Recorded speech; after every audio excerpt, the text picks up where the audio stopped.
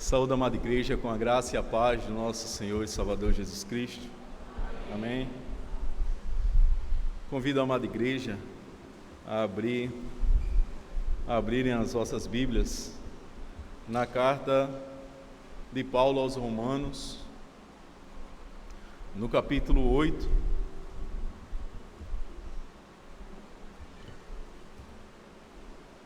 a partir do versículo 28.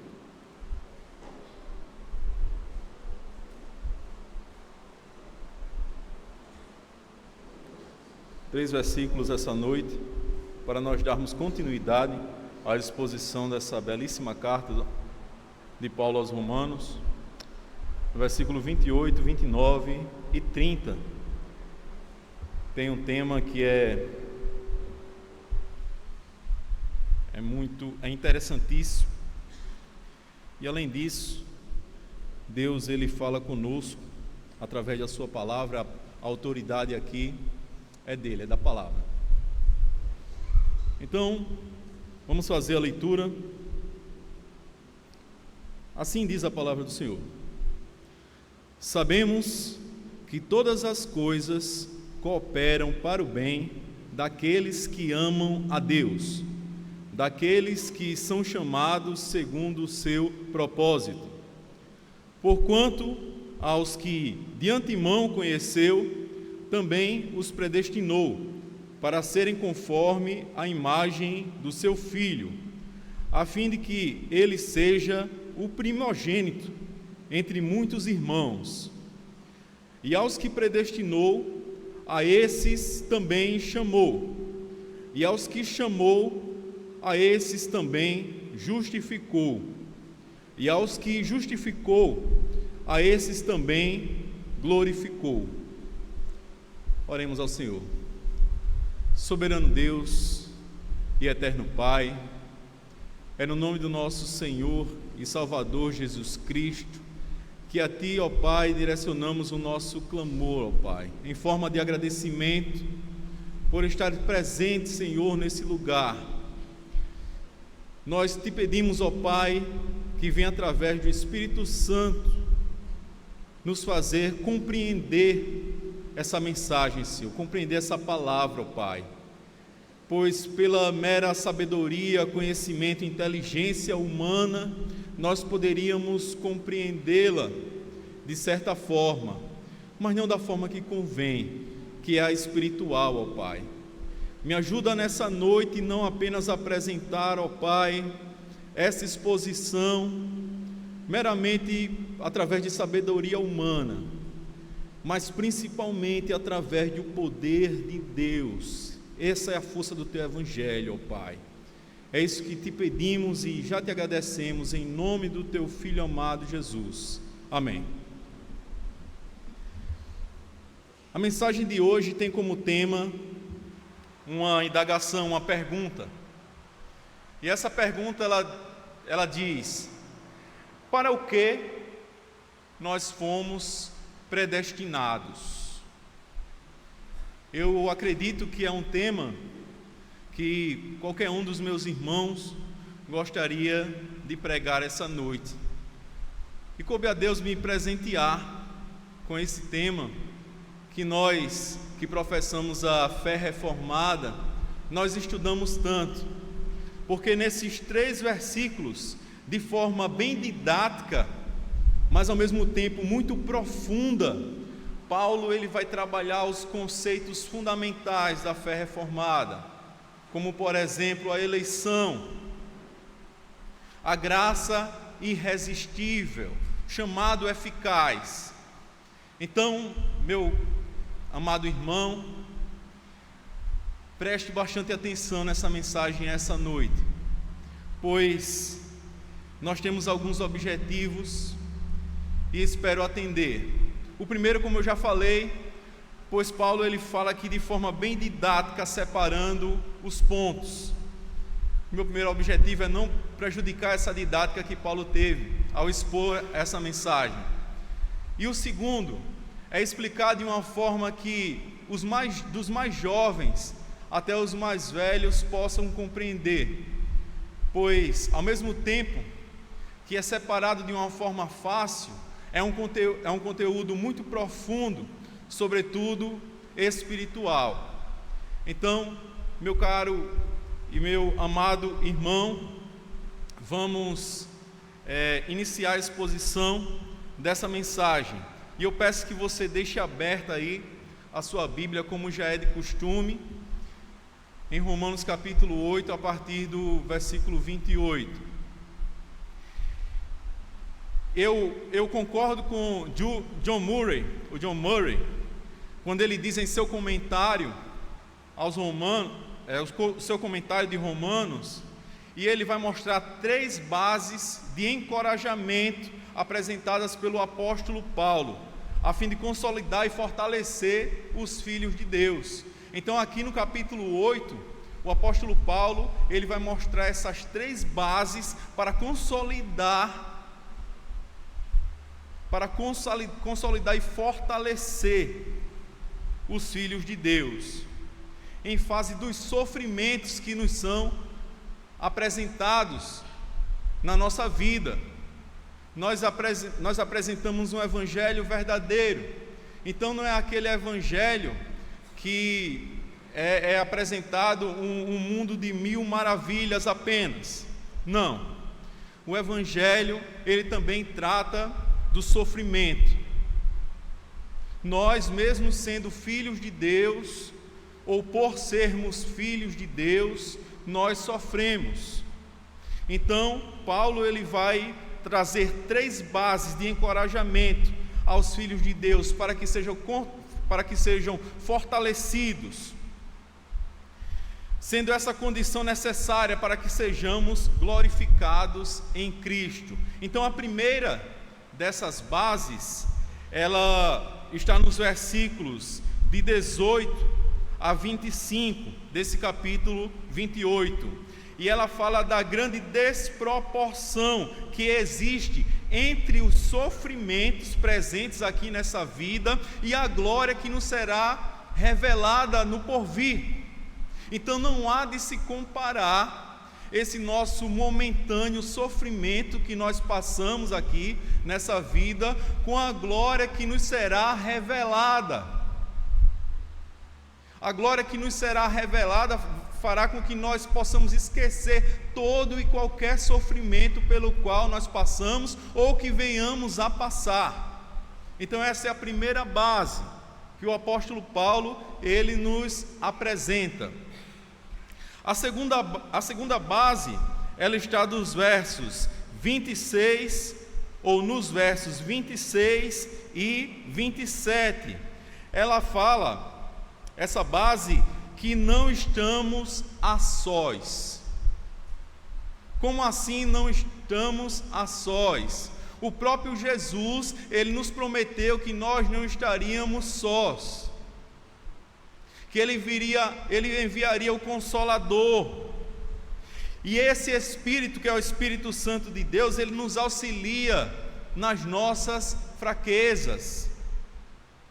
Esse Espírito sempre intercede pelos filhos de Deus, porque nós não sabemos orar como convém, mas através de gemidos inexprimíveis, com certeza, ele será ouvido, e sim, será eficaz.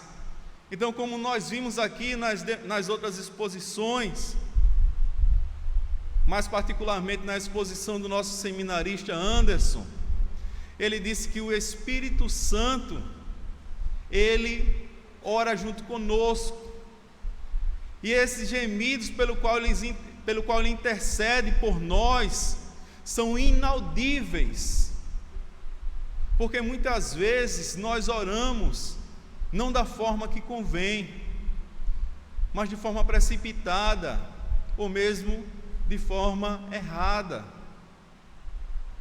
Tiago diz que nós não recebemos porque nós não sabemos como pedir, ou que pedimos mal.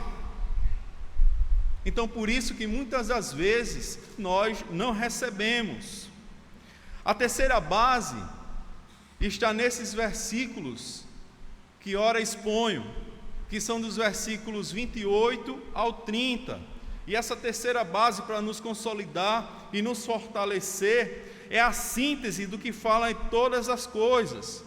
Ou seja, ele fala que todas as coisas cooperam para o bem daqueles que amam a Deus. Isso é muito profundo, meu irmão. Será mesmo que todas as coisas elas cooperam para o bem? E como é que todas essas coisas, ou que todas as coisas, elas cooperam para o bem? Então essa terceira fundamentação, essa terceira base para nos consolidar e nos fortalecer, é justamente sobre os processos que acontecem na nossa vida, sobre, na verdade, tudo o que acontece na nossa vida, na vida daqueles que são nascidos de novo, na vida dos filhos de Deus. Então, é dessa terceira base que nós queremos falar, que Paulo ele vai apresentar aqui no capítulo 28, e na verdade ele é um sumário de tudo que já foi apresentado antes nesse capítulo. Então, para que ele consolidasse essas afirmativas, esse conceito em nosso entendimento, ele vai resumir em 3 versículos tudo que já foi tratado. Então, em primeiro lugar, ele começa o versículo 28 com um verbo que é muito interessante de nós compreendermos, que é sabemos. Ou seja, ele começa com uma certeza, com uma convicção. Olha só essa afirmação que Paulo ele inicia aqui, o versículo 28. Sabemos. O apóstolo ele inicia o versículo usando um verbo que denota uma certeza inabalável. Me lembra de Jó, quando ele disse: sei que o meu Redentor vive. Essa é uma certeza que só o Espírito Santo ele pode consolidar, ele pode aplicar em nosso viver. E essa palavra grega, aqui traduzida por sabemos, ela vem de um termo da matemática. E então na matemática, na lógica, quando nós conhecemos as variáveis, o resultado é uma consequência direta. Por exemplo, se eu tenho que uma variável é nos apresentada como um número conhecido, por exemplo, se eu digo x é igual a 1, então x mais x é uma sequência lógica, vocês já me responderam, é igual a 2, porque x vale 1. Então Paulo ele diz aqui uma certeza, que não tem dúvida, porque ele nos apresenta as variáveis dessa equação, ou dessa expressão. Ele nos apresenta tudo que está em jogo. Quando ele diz sabemos, ele vai dizer lá na frente o resultado. Ele vai dizer lá na frente qual é o produto dessa expressão e desse fato de nós conhecermos, de nós sabermos sem questionar que todas as coisas elas contribuem para o bem daqueles que amam a Deus. Então Paulo, quando ele cita esse verbo, ele se baseia em 2 pontos. O primeiro é a experiência, pela própria experiência de vida dele. Ele viu que tudo que aconteceu durante a vida dele, lhe levou ao bem maior. E daqui a pouco nós vamos tratar o que significa esse bem. Talvez não seja o bem que nós esperamos, talvez nem as coisas que passamos sejam aquelas que nós esperamos como filho de Deus. Mas você tem que sair com uma certeza aqui essa noite.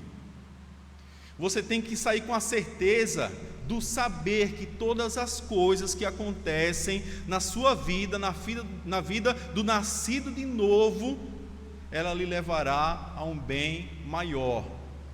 Então a própria experiência do apóstolo, ele leva ele a uma convicção, a convicção de que todas as coisas, elas contribuem para o bem. E quando nós observamos aqui em Gênesis, eu gostaria que você abrisse a sua Bíblia aí em Gênesis, no capítulo 50 e no versículo de número 20.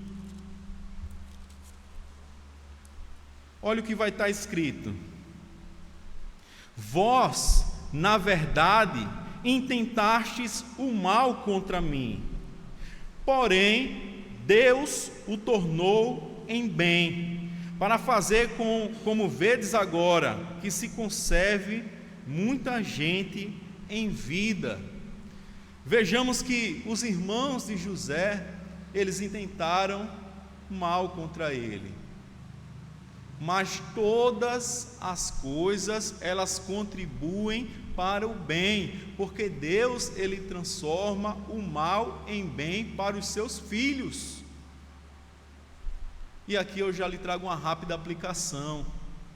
Não adianta alguém tentar mal contra você, escolhido de Deus, porque se essa pessoa, ela pensa que está fazendo mal, Deus, ele vai pegar esse mal, ele vai transformar em um bem. E volto a lembrá-los, esse bem é um bem maior. Segundo ponto em que Paulo ele se baseia esse verbo, esse sabemos, é na familiaridade. Então, na providência de Deus, todas as coisas, elas resultam em bênção. Como nós podemos entender as providências de Deus, o trabalhar e o agir de Deus nas nossas vidas? Nós não conseguimos entender.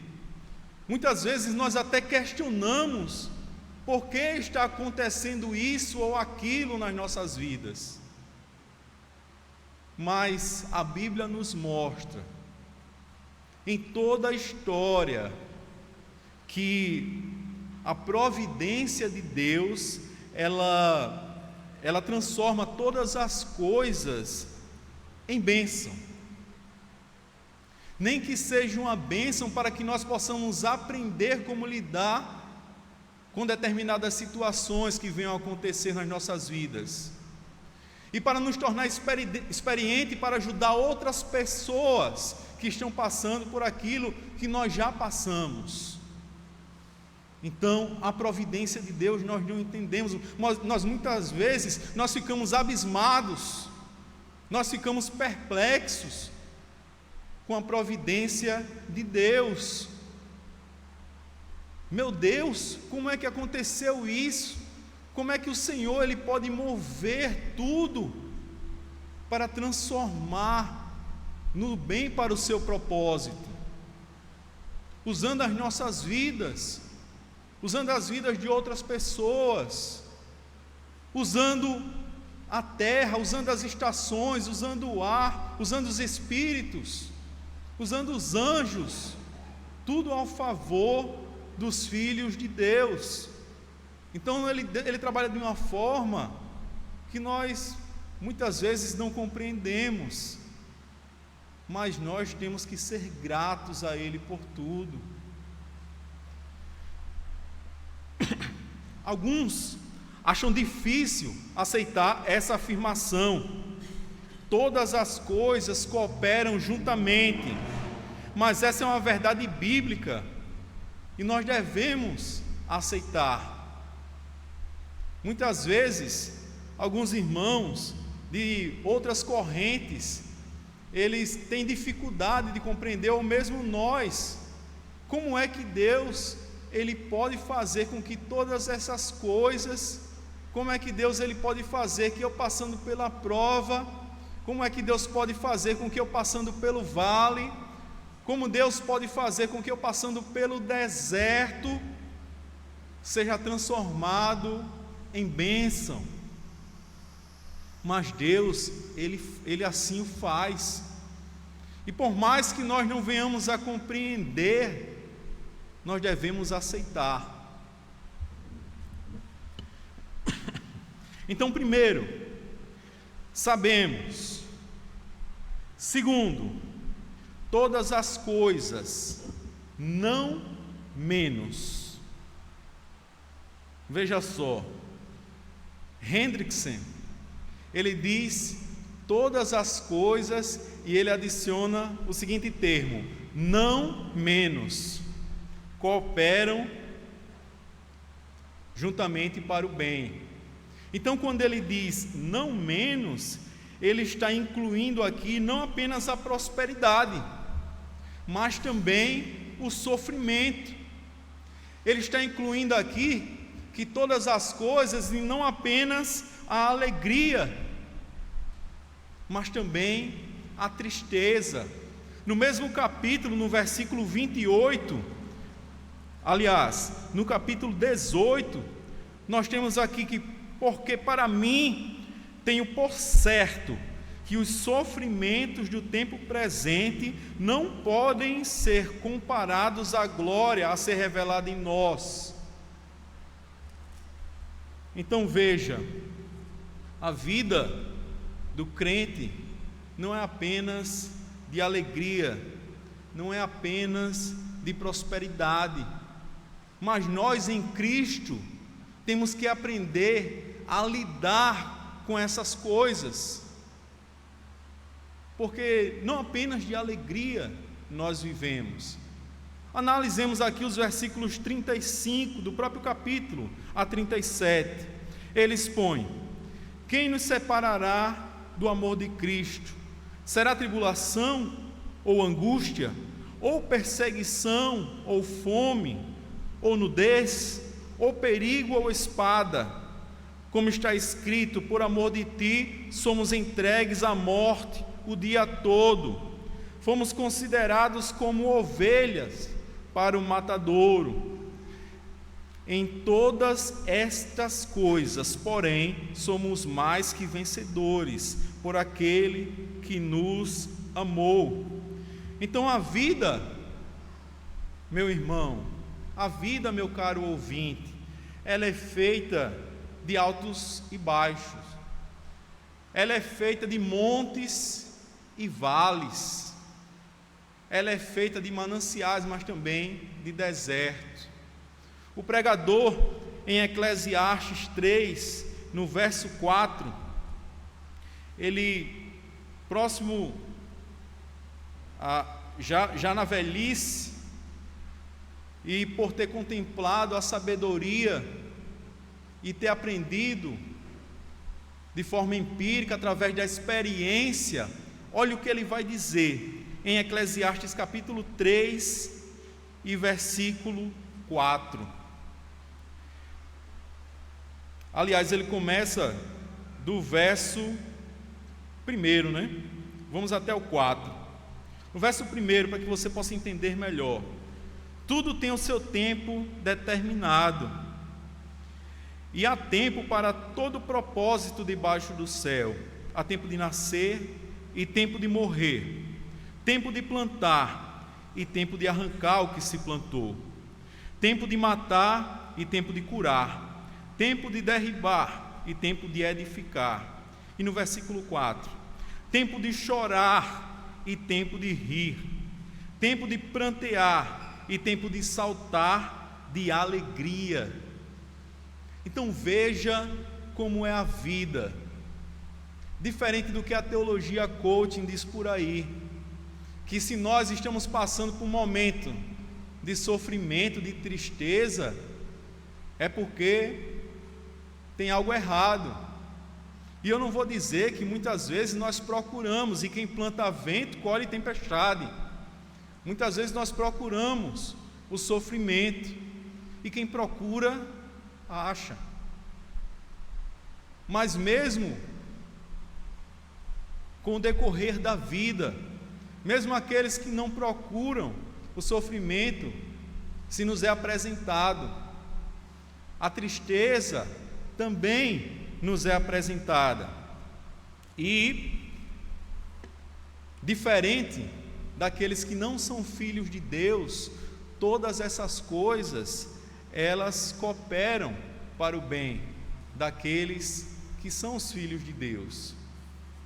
Isso nos leva à nossa segunda afirmação, ou terceira afirmação, aliás, que ele diz assim: sabemos que todas as coisas cooperam para o bem daqueles que amam a Deus. Então veja, é tão somente para os que amam a Deus, que todas as coisas, elas cooperam para o bem. Paulo, ele não diz aqui, nós temos que saber o que Paulo, ele não diz antes de afirmar o que ele está dizendo. Então Paulo não diz que Deus trabalha para o bem de todas as pessoas. Aqueles que semeiam, como eu já afirmei, vento, eles colhem tempestade. E os que semeiam na carne, eles colherão a corrupção. Mas se nós amamos a Deus, Ele toma o nosso destino em suas fortes e poderosas mãos, e faz com que todas as coisas que acontecem cooperem para o bem daqueles que o amam, e tão somente daqueles que o amam. E você vai entender melhor essa afirmação quando você entender qual é esse bem que Paulo ele está falando. Não há motivo na vida do crente, não há motivo na vida do Filho de Deus para o desespero, para a dúvida ou para a ansiedade. O nosso Pai, Ele nos dá coisa boa, Ele nos dá coisas boas. O próprio Jesus, Ele vai afirmar que Ele aponta para as pessoas e Ele diz: se vocês sabem dar aos seus filhos coisas boas, vocês que são maus, em outras palavras, vocês que não fazem o bem, sabem dar coisas boas a seus filhos, de forma que seu filho lhe pedir alimento, você não vai dar uma serpente ou um escorpião ao seu filho. Então, se nós, ou se as pessoas que são más, elas dão boas coisas aos seus filhos, imagine o nosso Pai que está nos céus, se não nos dará. Então, não há motivo para nós nos desesperarmos. Quando nós cremos na providência divina, não há motivo. O próprio apóstolo Pedro, ele diz que nós devemos lançar a nossa ansiedade sobre Ele, sobre Deus, porque Ele tem cuidado conosco, Ele tem cuidado de você, Ele tem cuidado de mim. Então não há motivo pelo qual nos desesperarmos. Nós devemos confiar nele. Lembra da primeira palavra que Paulo falou no versículo 28? Sabemos. Sabemos, ela denota fé.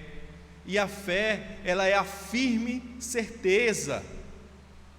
Porque, como eu disse na mensagem anterior, o português ele traduz não de forma precisa a palavra esperança, mas a esperança que nós temos em Deus, ela deve ser consolidada, ela deve ser firme, forte e inabalável. Por mais que venham a acontecer tristezas, por mais que venha a acontecer sofrimento nas nossas vidas, nós devemos saber que nós temos um Pai e que Ele vai transformar todas essas coisas, ou todas as coisas para o bem. Ele vai transformar essas coisas em bênção para as nossas vidas. Quarto ponto, nós observamos aqui aqueles que amam a Deus. E Murray ele diz que nós amamos a Deus, parafraseando o apóstolo João, porque Ele nos amou primeiro. Nós não amamos de forma espontânea. Nós amamos como resultado ou produto direto do amor de Deus nas nossas vidas. Ele sim nos amou e nos ama de uma forma incondicional. Ele não nos amou porque nós éramos bons, mas nos amou e nos fez bons. Ele nos amou sendo nós ainda pecadores. Ele não lhe amou porque ele viu mérito algum. E aqui nós temos um conceito teológico que é a presciência de Deus. Deus, a presciência, ele não fala que Deus ele viu a nossa atitude das pessoas, ou a escolha que essas pessoas haveriam de tomar. Afinal de contas, Deus não é um vidente, pelo contrário, Ele condena a vidência. Claro que Deus ele vê o passado, o presente e o futuro como um só, mas Ele é quem determina. Nós vamos ver no capítulo 29, quando Paulo ele vai citar Jacó e Esaú, ele vai dizer que escolheu Jacó antes mesmo de nascer, sem que ele tivesse feito obra alguma, para o bem ou para o mal. Então não foi pelo que você fez ou pelo que você deixou de fazer. Deus ele nos ama, Deus ele nos amou, mesmo antes da fundação do mundo. Mas nós vamos chegar lá quando falarmos sobre a predestinação. Então, na primeira epístola de João, no capítulo 4, versículo 19, diz assim: nós amamos porque Ele nos amou primeiro. Nós não o amamos porque somos bonzinhos, ou porque fomos bonzinhos, não. A obra da salvação, ela é sem mérito algum de nossa parte. Ela é obra exclusiva de Deus. E nós vamos observar isso melhor quando nós chegarmos ao versículo 30.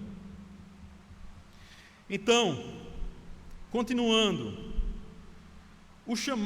Paulo ele vai falar aqui sobre o chamado. O mesmo Deus que ama, o mesmo Deus que nos amou, sendo nós ainda pecadores, Ele elege, Ele escolhe, de dentro da humanidade caída. E nós já vimos aqui que toda a humanidade estava caída em Adão. Ele, como cabeça federal, o representante da raça humana, quando caiu, ele levou junto todos que haveriam de existir, toda a humanidade. Mas eu dou glória a Deus por Cristo, o último Adão, que em sua obra redentora, ele amou e escolheu todos aqueles que foram dados e foram trazidos por Deus a ele. E através da sua obra expiatória, nós somos considerados hoje irmãos de Cristo, e Ele sendo o primogênito dessa nova raça, o primogênito e o cabeça dentre muitos. E veja que nesse conceito de chamado, nós temos que observar que nós temos dois tipos distintos de chamado. Existe o chamado externo e o chamado interno. Nós estamos falando aqui de um conceito que na teologia nós chamamos de vocação eficaz. Então o chamado externo é aquele que nós fazemos quando nós pregamos o Evangelho. Por exemplo, Nós chamamos todos ao arrependimento, e todos são chamados ao arrependimento, a entregarem as suas vidas a Cristo, a confiarem nele como Filho unigênito de Deus, e assim terem suas vidas redimidas. Mas esse chamado externo, ele pode ser resistido. Mas existe um outro tipo de chamado, que nós chamamos de chamado eficaz, e esse pode até ser resistido por determinado tempo, mas aqueles que foram eleitos, aqueles que foram escolhidos e aqueles que são chamados de forma eficaz, esses vão vir a Cristo, esses vão vir. E veja bem, aqui não é um chamado autoritário. E tem uma canção que nós cantamos, que ela expõe como é esse chamado. Ela diz: pela cruz nos chamou, gentilmente nos atraiu, e eu sem palavras me aproximo. Veja só, nós somos chamados por esse amor de forma gentil, nós somos convencidos, persuadidos pelo Espírito Santo que faz a obra nas nossas vidas, nos regenerando. Então, a partir desse chamado eficaz, não existe resistência. Nós simplesmente nos entregamos a esse amor. Amor esse, volto a afirmar, incondicional. Não houve condição para que ele visse: não, fulano de tal, ele vai ter fé, então eu vou escolher esse. É fora de lógica, se até a fé é dom de Deus. Então nós não tivemos fé e por isso fomos salvos. Não, nós somos eleitos e por isso nós temos fé. Nós não somos santos e por isso nós fomos salvos. Nós fomos salvos e por isso nós vivemos em santidade. Muitas vezes o mundo ele quer inverter isso. E muitas vezes a pessoa ela quer conquistar o reino dos céus pelo mérito próprio. Mas quando nós compreendemos a doutrina da eleição, ao contrário de nos tornarmos arrogantes, nós nos tornamos mais humildes, porque nós dizemos: ele me escolheu, eu pecador, sem mérito nenhum, sem mérito algum, eu não fiz nada e ele me escolheu. Eu, pobre pecador, comedor de feijão e farinha,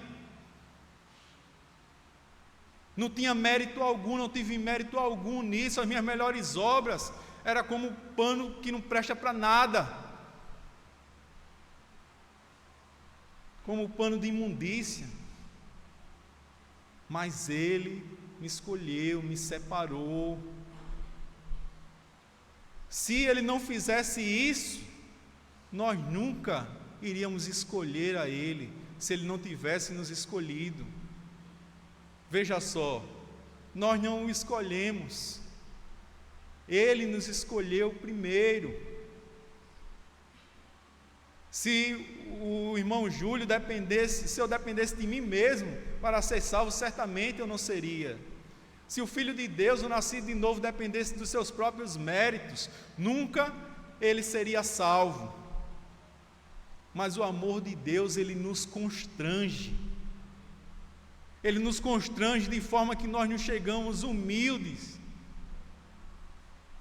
E esse constrangimento faz com que nós possamos propagar esse amor. É como, se não me falha a memória, Martinho Lutero. Ele diz que a pregação do Evangelho é um mendigo dizendo ao outro onde encontrar o pão que ele recebeu de graça. Isso é a pregação do Evangelho. Nós propagamos esse Evangelho, nós pregamos às almas famintas, porque Deus ele fez isso por nós, porque Ele nos amou. E esse amor, ele nos constrange, e ele nos faz com que nós o amemos, e nós possamos amar as outras pessoas. Esse é o mistério do amor de Deus. Esse é o mistério da eleição. Nenhum escolhido foi escolhido por mérito próprio. Por isso que foi necessário Cristo vir e pagar um alto preço. Porque se alguém pudesse escolher a Deus, não seria necessário esse sacrifício. Mas foi necessário. Quinto ponto. Nós temos que Deus, Ele conheceu. No versículo 29, ele diz: porquanto aos que de antemão conheceu, também os predestinou para serem conforme a imagem de seu Filho. Veja só, aos que de antemão conheceu, e nós precisamos ir lá para Efésios, no capítulo 2. Deixa eu ver se eu separo aqui. Gostaria que você abrisse aí a sua Bíblia na carta do próprio apóstolo Paulo aos Efésios.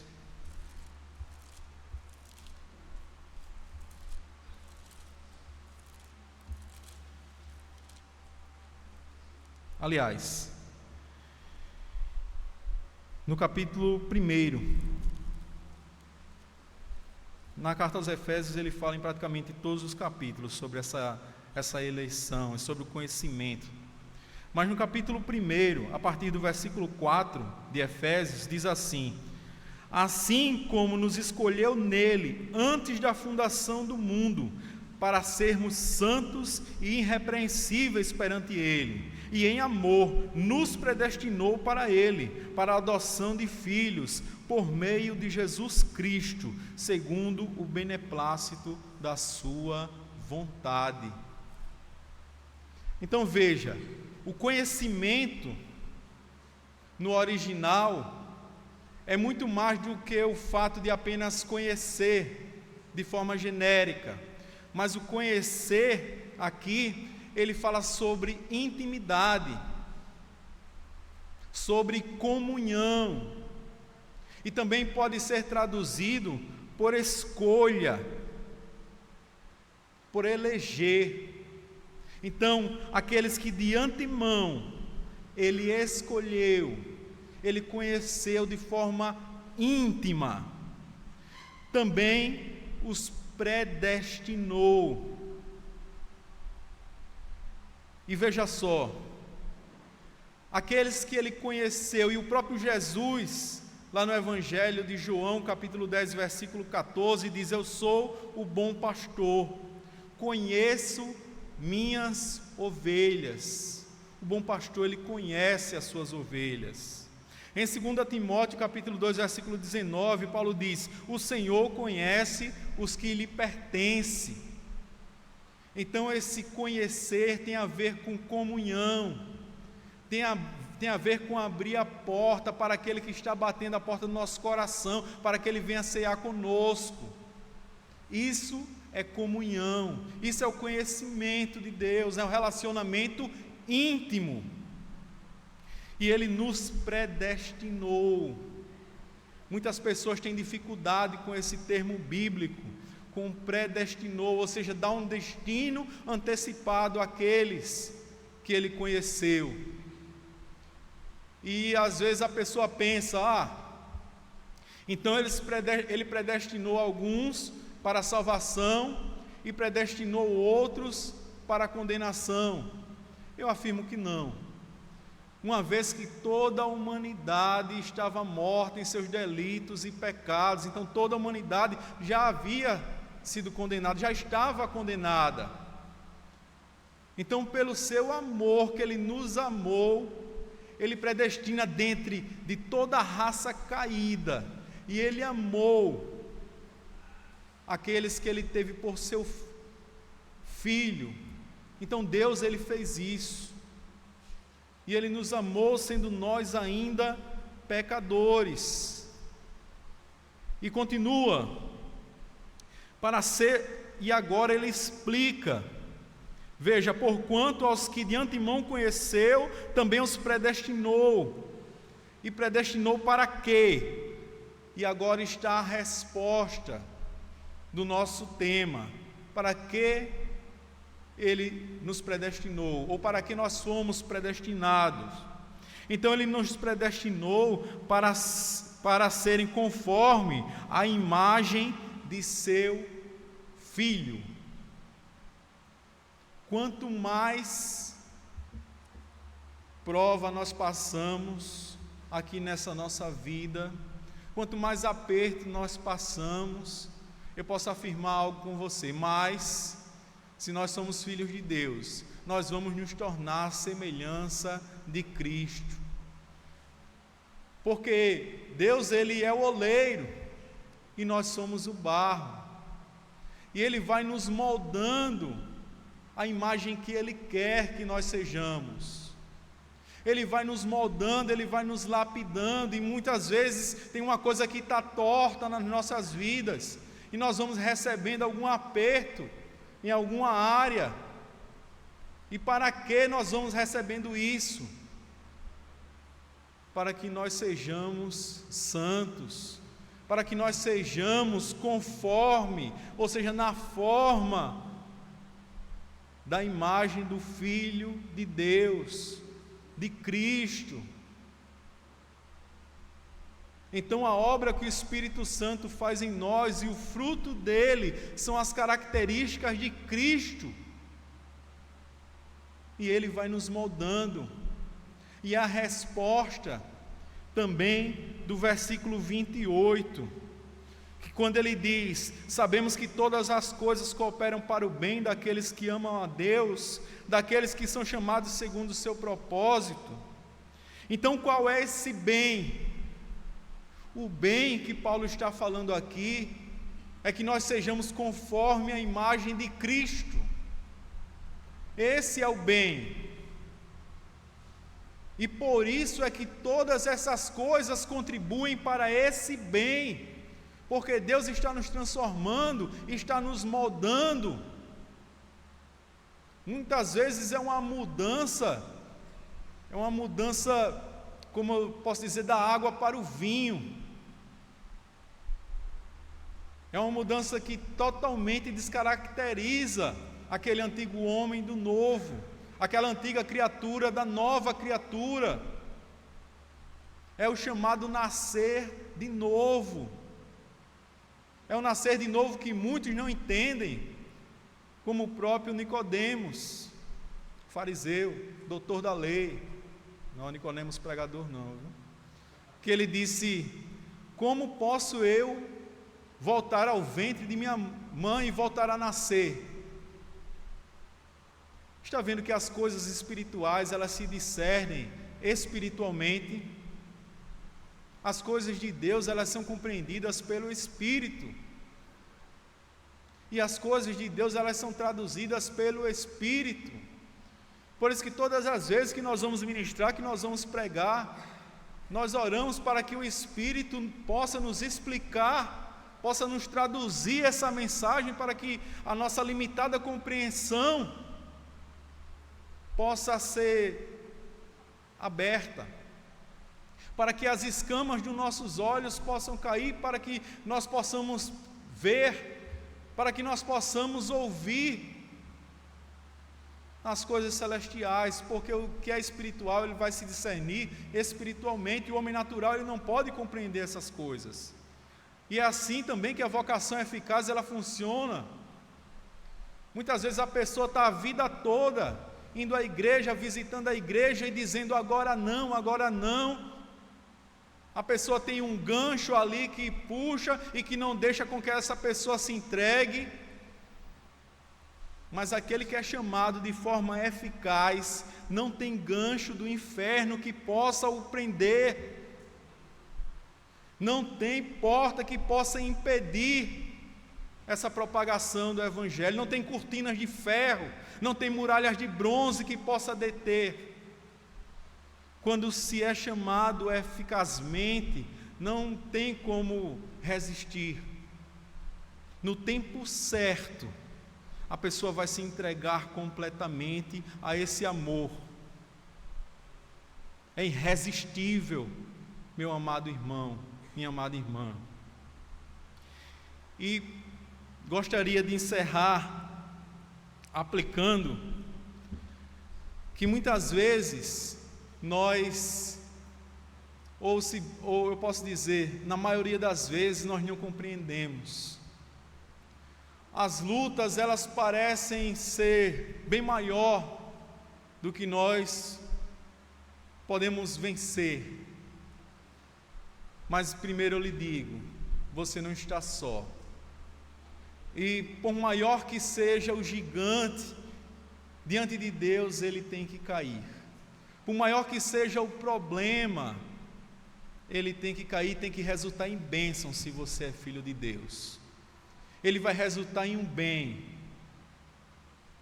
Segundo, muitas das vezes parece que nós não vemos solução para a situação que nós estamos passando. Parece que não tem como dar certo. Parece que está tudo escuro. As densas trevas parece que nos cobriram. Mas eu tenho uma mensagem de esperança para você essa noite. E essa mensagem de esperança está lá no livro dos Salmos. E eu gostaria que você abrisse lá no Salmo 139, para que fique marcado e para que sempre que você passe por uma prova, por uma luta, você lembre desse texto.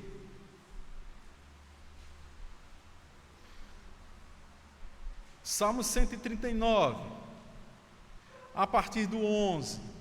Então, se você não vê saída, se você parece que não enxerga um palmo à sua frente. Ontem eu estava trabalhando em um lugar que precisei entrar numa mata, e a pessoa, quando está sem lanterna, a pessoa de fato não enxerga um palmo à frente. Eu disse, meu Deus, parece que às vezes a vida da pessoa está assim diante das circunstâncias que nos apresentam, que estão nas nossas frentes, na nossa frente. Mas veja o que o Salmo diz aqui, e como é lindo essa esperança para as nossas vidas. A partir do 11 ele diz, se eu digo, as trevas com efeito me encobrirão, e a luz ao redor de mim se fará noite, até as próprias trevas não te serão escuras. As trevas e a luz são as mesmas coisas, são a mesma coisa para Deus. Veja só, Deus ele enxerga da mesma forma, de dia e de noite. Então creia que por mais que você não esteja vendo a solução, Deus está no controle se você é filho de Deus. Por mais que as densas trevas elas lhe cobrirem, o seu Senhor está à sua frente, vendo tudo. Por mais que nós só enxerguemos até a curva da estrada dessa vida, Deus ele vê a estrada completa. E confiando nele, nós podemos caminhar, nós podemos andar seguro, pisando firmemente, porque nós cremos nessa palavra. E ela é lâmpada para o nosso pé e luz para o nosso caminho. Mas eu também tenho uma mensagem para você, que ainda não se entregou a esse amor por completo, que vez ou outra fica resistindo, que fica dizendo, hoje não. Eu lhe digo, se o Espírito Santo falou ao seu coração essa noite, não mais resista. Porque se você é um dos eleitos por Deus, você vai vir. Eu não sei se vai vir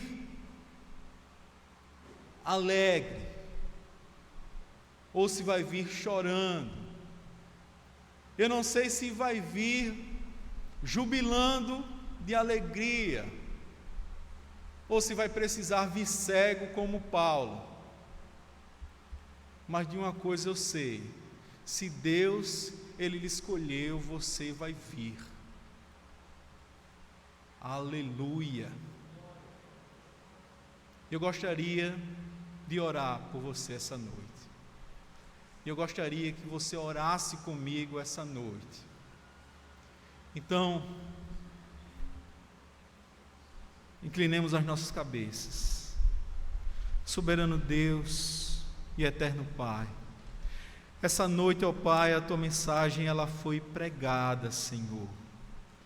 Ela foi pregada, ó Pai, de uma forma geral por mim, Senhor, através da minha voz, ó Pai. Mas através do Teu Espírito, eu creio que ela está frutificando nos corações, ó Pai. Porque a Tua palavra diz que ela não volta vazia, Senhor. E nós cremos na Tua palavra, Senhor. Nós cremos na Tua unção, ó Pai. E certos disso, Senhor, nós Te pedimos, ó Pai. Nós Te clamamos, ó Deus. Atenda as nossas preces, ó Pai.